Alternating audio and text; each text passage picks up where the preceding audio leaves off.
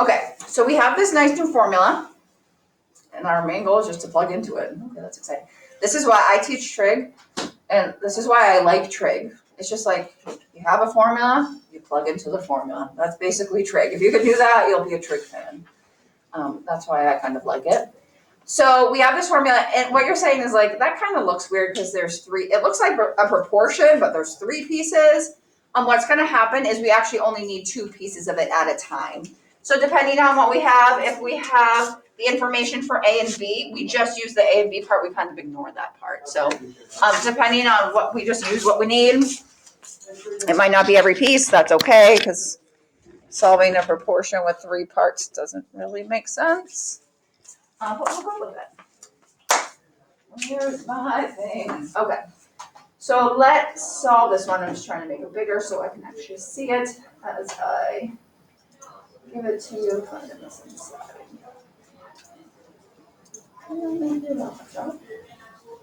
Okay, not that one. Of course, I picked the one that I don't want. Okay, this is the one I want.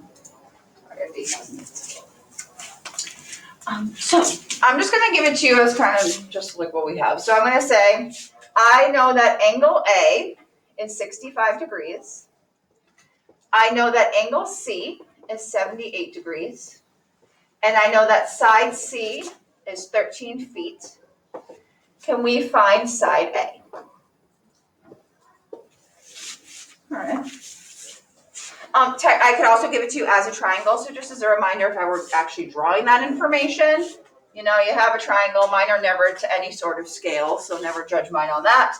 But I would say, if I label it ABC, angle A is 65 degrees, angle C is 78 degrees, and then side C, that's a 13. Sorry, that was like the most awkward 13 I've ever written, is 13.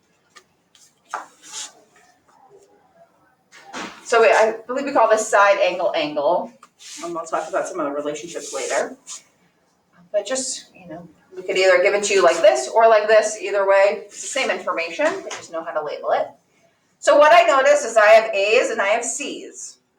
So when I say I have that big law of sine, I only pick two pieces. I will literally pick the part that has the A's, the A over sine A, and I would set it equal to the part that has the C's. I don't care about the part with the B because I don't have any B's, so why even use it? And once again, I want to make it so it's an equation that I can actually solve, and this is a nice proportion. So let's plug in. Once again, this is why I like trig. You got something, you plug in, and you're kind of done, which is delightful. So we have A over sine A over sine 65 equals 13 over sine 78.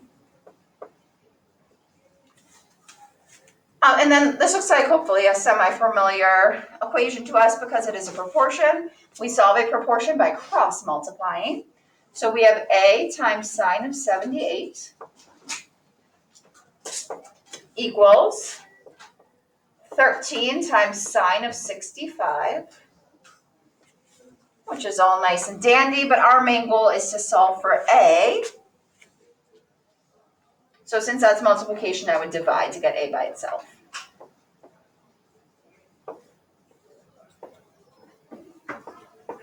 All right. So from here, we've isolated our variable. I'm just going to grab my calculator because I have no clue what that answer is. Make sure you feel comfortable with your technology. So I'm happy if you can set that up, and if you can't get the answer, that's not very helpful. So I'm going to try it in mine.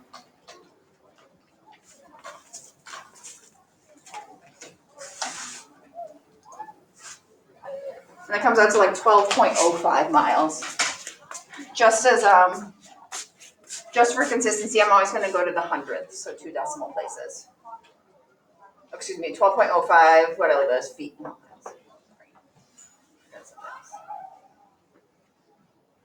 okay. So main goal, we start with some info. We're plugging it into a formula, so that's what the law of sines is. It's just a formula. Depending on what we have. I saw I was dealing with A's and C's, so I kind of took those two pieces of the formula and set them equal to each other. And then from there, it gives me a nice proportion in which I cross multiply and divide to solve for the missing side. I'll give you a minute.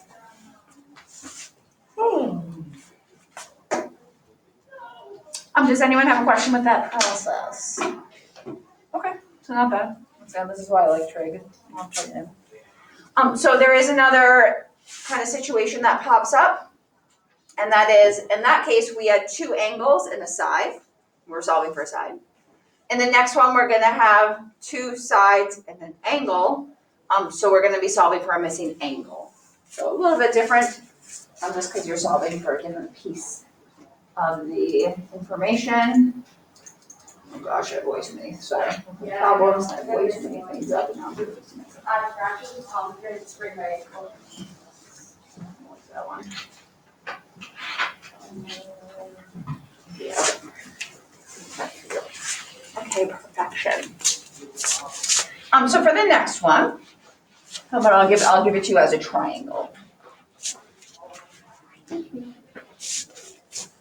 Let's have a triangle.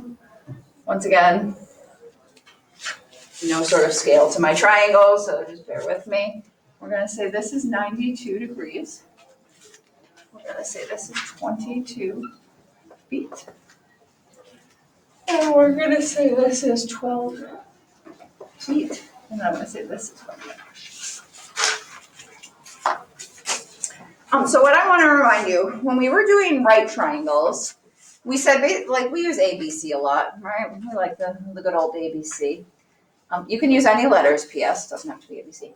But when we did that, we were like, oh, C is always the right angle. It was just kind of, minus that one little annoying thing we did. It was kind of like a consistent thing. It does, do whatever you want. You can put A wherever you want, B wherever you want. It's gonna be the same thing because it's gonna kind of work out that you just choose two sections. So I'm just gonna say, A, B, C. If you did it different, we're gonna get the same exact answer. So that's the nice part. So what I like to do is, I'm a labeler. So I would say angle A is 92. Okay, I can do that. Angle B is what I'm looking for. So angle B is my question mark. So that's what I need. And then you need to be able to label the sides. If this is angle A, across from it is side A.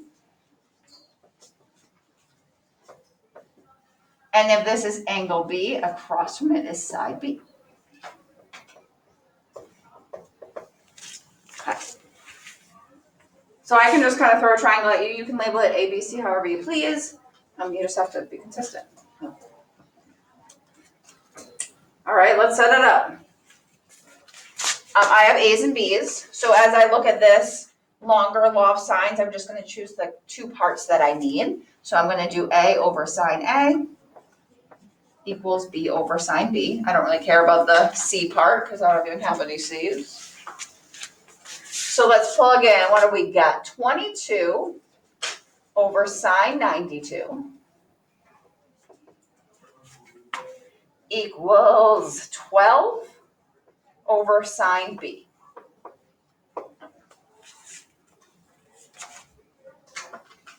We got a little cross multiplying action. So we have 22 times sine B equals 12 times sine 92. Well, you're going to notice every time you cross multiply, and then whatever's connected to this, you're going to divide by. So if you're doing some of that in your calculator, that's fine. Just be careful, since we are solving for an angle, we need to remind ourselves sine B equals, I'm going to throw that part in my calculator, because I have no clue really about this off my head. What do I get? 12 times sine. 0.545. I'm going to go out a little bit. The longer the decimal I have, just the more accurate it is. So I'm going to go out at least 3 when I'm doing this part, if not more. Sometimes I just throw my answer in from my calculator. That is not my answer, right? Imagine if your angle is 0.545, that's a small angle. If sine B equals that, to find B, just like with back in the day, aka like last week or this week, anytime you want to get rid of sine, you use the inverse sign of that decimal. So I have to do the inverse sign. of 0.545. And that comes out to about 33.03. It is an angle, so please put a degree symbol with it. But what we saw is like 98% of this problem was the same as the first one we did. We took the stuff, we plugged it in. The big difference on this one, since you are solving for an angle, you have to do the inverse sign. So that's the difference between solving for an angle and this side. So that's what you got. So beauties. So anytime if we have that sort of info, that's great. If you have things like, maybe it wouldn't work for the law of sines, that's what the law of cosines take care of that. So we'll talk about that next week. Like what if I had an A, a B, and a C? That's not really helpful. That's what law of cosines is for. Excuse me. On Monday, we're gonna do more law of sines. There's a special case, it's called the ambiguous case. That sounds like fun. So I'll show you what the heck that means next week once we have a little bit more practice. We'll go from there. So I just wanted to give you those kind of general problems for what you need. Now there is one other thing that you do need, because we kind of do them as we go, and that is how to find the area if we have a non-right triangle. So these are some just new formulas as well. Excuse me. So the formulas are, so if I ask you to find a missing side or a missing angle, you'll use law of sines. If I ask you to find the area of a triangle, there's a formula. I'm going to put 3 versions of it up. It just depends what angle you have. They're all the same thing. It just depends, if you have angle A, B, or C. So the area is 1/2 BC times sine A. So basically, if you have an angle with the sides next to it, you can find the area by plugging into that formula. I'll kind of give you all the variations depending on what you got. So that would be AC times sine B. And last but not least,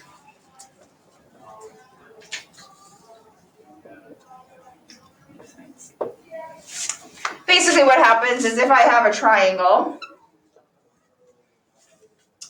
and I have to, so let me get my, I hate making numbers up because when I make numbers up, it tends to get all sorts of crazy. Here's my problem. Which one's the area one? Let's see. Oh, just keep hitting random stuff. That's not helpful. I can't even see my number there. So let's say I had this triangle and I said this angle was 44 degrees. This side was 13 feet, and this side was 14 feet. So we use these formulas when we have an angle and the 2 sides on either side of it. We call that side angle side. Once again, you can this kind of takes into account, how you label. So you can label this whatever you please. Let's say I make this C, just make it fancy. It doesn't really matter, because if I label it something else, it would kind of take care of it with the formula. But if that's angle C, this is side A, this is side B. I usually pick which one I use based off of what angle I have. But we have A, B, and C. And then you just kind of plug into it. Okay, I can do that. So the area is 1/2 of 14 times 13 times sine 44. Now I'm just going to throw that in my calculator. So if you have 2 sides with the angle between them, side, angle, side, it's always 1/2, and then you multiply the 2 sides, and you take the sine of the angle. I have no clue what any of these answers are, so that's why I use my calculator as well. But you can see once you kind of get the setup, it's quick. It's just throwing it in. 63.21, and that is feet, and area is always your measurement squared.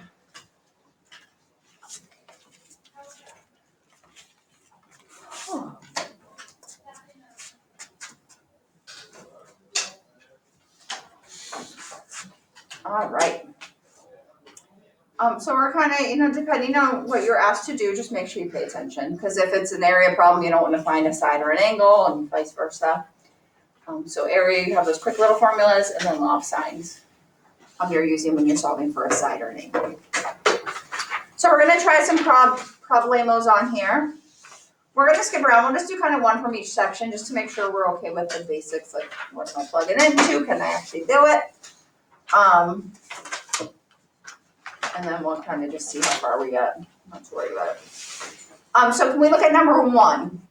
We're just gonna do 1 out of that section. If you can do 1, you can do 4. So I'm not gonna torture you with all doing all of them right now. But number 1, find the area of the triangle. Well, I can do that. We just went over it. Once again, you notice, I have a triangle, but it's not labeled with ABC. It doesn't matter. You can label it whatever you please. Or you can just remind yourself, you have your 2 sides and your angle. You can kind of see how they plug in. It's 1/2 the 2 sides times sine of the angle. So if I label 65 as A and you label it as B and someone else labels as C, we'll still get the same answer. So can you label your triangle however you please? And can you try to plug into the area formula and see what the area of number 1 is?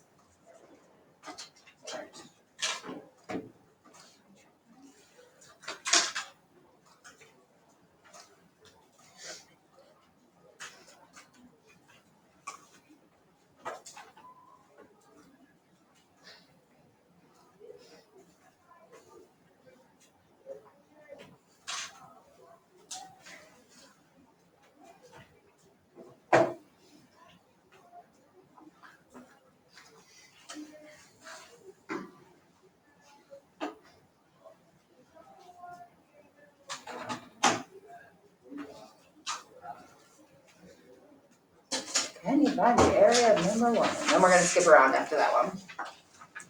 I'm just going to do it out of mine. So it would be 1/2 side times side times sine of the angle.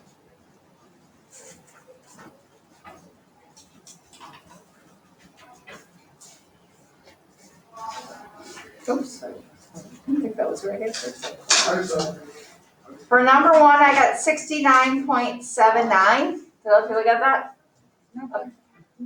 Did you get that, Lee? I'm done yet, I said. Oh, okay, that's fine. I was just kind of throwing it out there, so you at least know what to work I'm towards. taking my time. So it should be about that. Once again, you can label it however you please. It doesn't matter how you label it. What you're doing every time, if you have side, angle, side, is you're doing 1/2, multiply the sides together, and then sine of the angle. Oh my God. This one I got it. Okay, so we're gonna skip around a little bit, just once again. 69.79. I rounded to 2 decimal places, even though it's at 10, but 69.8. So the first few are just all area problems, so we can plug in all we want. It's not really that exciting. Oh, let's skip down. And we're gonna look at number 6. So once again, as I'm doing a problem, my main goal is to label everything first, so that I kind of know what goes where, and then plugging in shouldn't hopefully be as terrible. But if you label wrong, that's where some of the issues come in. So if I was looking at number 6, I would say, okay, we got 12, 10, 18. So I would probably say, oh, okay. A is my question mark, or angle A, I should say, is my question mark. That's what I'm solving for. You could say it's your X or whatever. Across from angle A is side A. Okay, so that's 10. Angle B is 18. And then across from angle B is side B, and that's 12. Do whatever works for you. Once again, I like to label everything. I tend to get like scatterbrained as I do problems. So if I have everything right there, it kind of keeps me a little bit more organized. If you want to do it just right in the triangle, whatever works for you, go for it. What we notice on this one, it says find the measurements. So we're not doing area anymore. So please don't do the area formula. So when we're finding a side or an angle, we're going to go back to law of sines. In this case, we are only talking about A's and B's. So we'll kind of like just focus on those two parts of the law of sines. So can you do your best to plug in and see if you can find that missing angle? And then when you're done with that one, we're gonna try 7. So if you wanna try 7 after that, can you label 7 by yourself? Can you plug in, and in that one you're solving for a missing side? Oh, I hate when people come in your room and change your chair. It's like, it should be illegal to do that. I made it so my chair doesn't recline.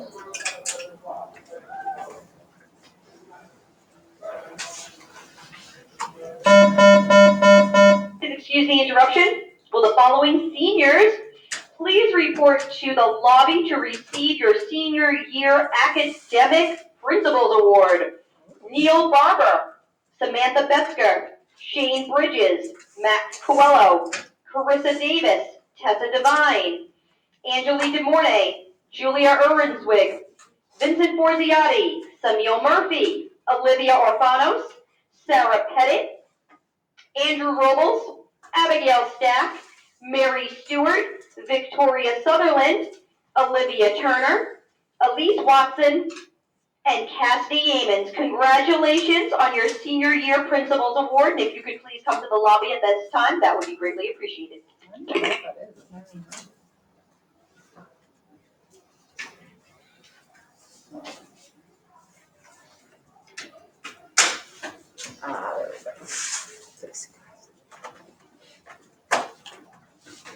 So you're trying 6 and 7. Can you find the unknown using the law of sines? So you're okay with the labeling, all that fun stuff.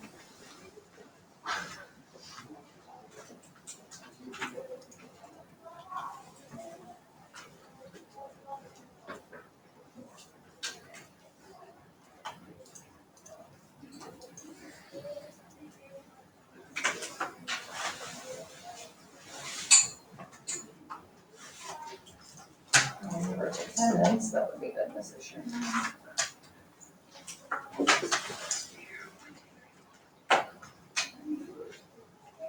You guys are my best attendance class.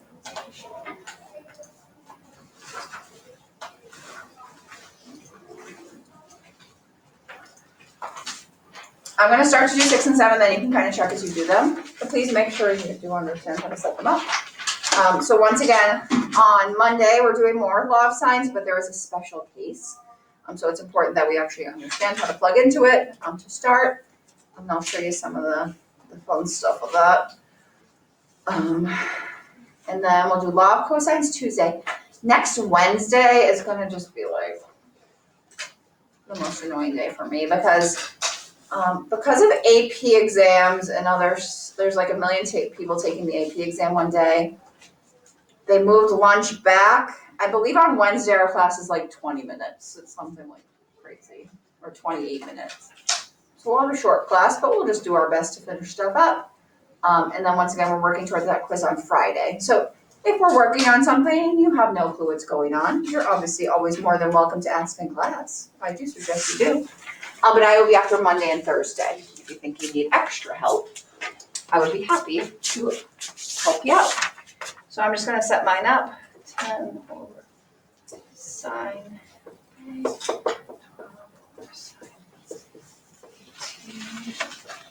I'm just gonna kind of do the work in my calculator. Hopefully you're starting to notice you're just gonna always cross multiply. And then you would divide by whatever's connected to the variable. And then you do, for this one, I would do the inverse sine.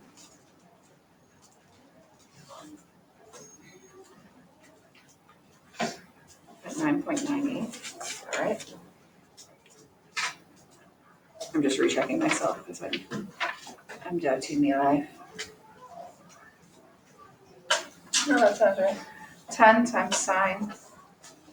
Oh, that's because I plugged it in wrong. No wonder. I don't think that was my answer from yesterday. I got 14.92 for the first one, 14.92 degrees. That was for 6. And then 7, I'm just going to kind of label what I have. What do I got? I got angle A. It's 31. Side A is my question mark. Angle B is 43. Side B. Please make sure, just in the future, because people forgot. If you have an angle, always put a degree symbol. Hurts my heart when you don't. If you don't put a degree symbol, it's technically something else, and it's all gets confusing when you do more trig. So always put degree symbols because these are in degrees. We'll see. I don't know when, but we'll see at some point what the other measurement is. That's not a degree, but. So I'm gonna cross multiply. I'm gonna divide. And then you don't have, once you do that, you're good. Don't do any inverses there, 15.86. And I don't think there was a label on that. No, there was not. There you go. So as you were trying 6 and 7, just check and see if your answers are kind of matching. So number 6, we were solving for an angle. Please make sure you do have to do the inverse sign there. And it came out to about 14.92. Sorry, I'm going to the hundredths. They say tenths. Whatever you do is fine. Degrees. And then number 7, we were solving for a missing side. So you just kind of cross multiply and divide, and then you're done. And that comes to about 15.86, or if you said 15.9. Ooh, excuse me. Any problems with 6 or 7? How do you plug in 6 to your calculator? So you would do 10 times sine 18, so cross multiply. You would divide by 12, press enter. And then you would do whatever that decimal is, you do the inverse sign, so you hit second sign of that decimal. Okay. Now just as a reminder, sometimes we get stuck in our little ways. And we always want everything to be ABC. Guys, there's other letters of the alphabet that we can use, so don't discriminate. So we see things like GHJ and MNP. You can use whatever, it doesn't matter. You can use whatever letters you want. So you can replace those with whatever. And once again, you will see other letters. It's gonna be okay. There's a few quick word problems. We'll look at those. But other than that, it's just a bunch of more area and maybe finding a side or an angle problem. So that's that. I'm not gonna make you finish it for homework, so you know. I'm gonna be honest, I don't wanna do anything this weekend, so I will do that too. But you do need to come in Monday knowing what you're doing with it. So if you think you need extra practice, that's kind of on you. Because I am gonna be moving on.